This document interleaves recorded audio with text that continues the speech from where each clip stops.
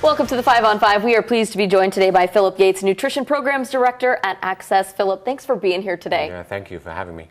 So we are talking about an upcoming event called Stamp Out Hunger. What is the Stamp Out Hunger campaign? So it's the biggest one-day food drive in the country. It's the postal workers, and it's their 25th anniversary year this year. So it's a very simple way for people to donate to the families across the county and across the country.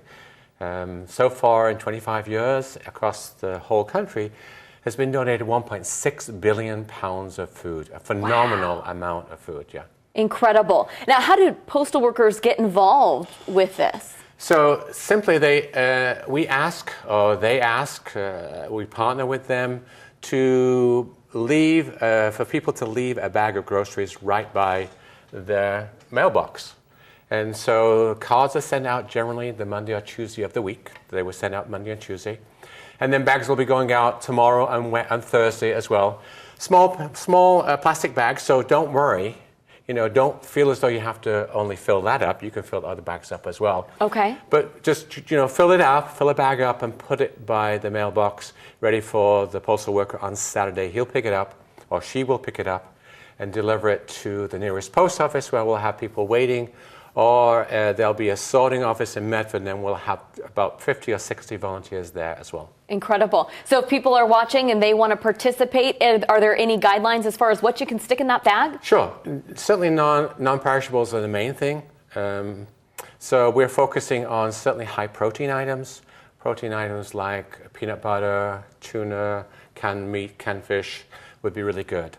But we're also looking at canned vegetables, canned fruits. It'd be great if it was not so much sodium or not so much sugar as well.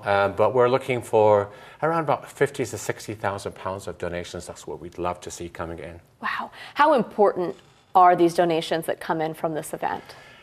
It's the last food drive, you might say, before the holidays. And for a couple of reasons, it's really important. Firstly is the holidays not present a really good time to do food drives because people are in a different mode. Yeah, they're out and about, they're busy. Yeah, it's hot. Who wants to be thinking about that necessarily? So the other thing is the schools go out, and many of the families who have children rely on free or reduced breakfasts and lunches at school. And when school's out, that makes it really difficult for families. I mean, we're talking, a lot of the families we serve are working families. And it takes them at least 2 minimum wage jobs to be able to pay for all their expenses. And even then, they may be struggling to find enough food or enough money in their budget to pay for food as well, especially when rent's about 50 to 70% of their income. So this really would help? This is a huge help. And this is a huge giving community as well. So we're hoping that this will work this Saturday the best we know how. We've got much more to talk about, but we're going to take a quick break. We'll be right back. Welcome back. We are pleased to be joined once again with Phillip Yates, Nutrition Programs Director of Access. Phillip, thanks for being here. Thank you. We're talking about this Saturday's upcoming event, Stamp Out Hunger. It's the largest food drive in the country for one day. One day, yes. That is pretty incredible. Who benefits from this event? So in Jackson County, we're serving about 25 to 26,000 people. Wow. With food. So on an average, a monthly basis, there's about 3,000 individuals that come for food through the emergency food pantries. And at every emergency food pantry, we're trying to make sure that a family are served with about 5 days supply of food. Okay. And so that hopefully will provide for most of those meals during that 5-day period. And it can probably amount to about 60 to 70 pounds of food for a family of 3. Okay. So it's a good amount of food, and we encourage people to come before, particularly if they're having food stamps, to come before they actually get food stamps, because knowing what they get from the food bank, they can then go and supplement from the stores as well. Excellent. Unfortunately, people have to plan this way because food stamps are not lasting many of the families we serve more than 2.5 to 3 weeks of the month. Okay. So for that last week or 10 days, families are struggling and trying to find additional resources. So that's really where the food will go, and will help us to maintain the non-perishable amount of food. We'll certainly have a lot of donations of fresh fruits and vegetables during the summertime as well.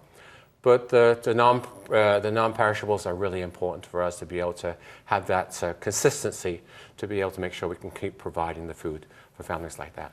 All right, so this campaign is happening on Saturday. Say people are out of town, maybe they're gone for Mother's Day. If they miss this event, are there other ways that people can help out and donate? Yeah, the post office will pick up the following days after the event, probably up to a week afterwards. So don't worry if you've forgotten.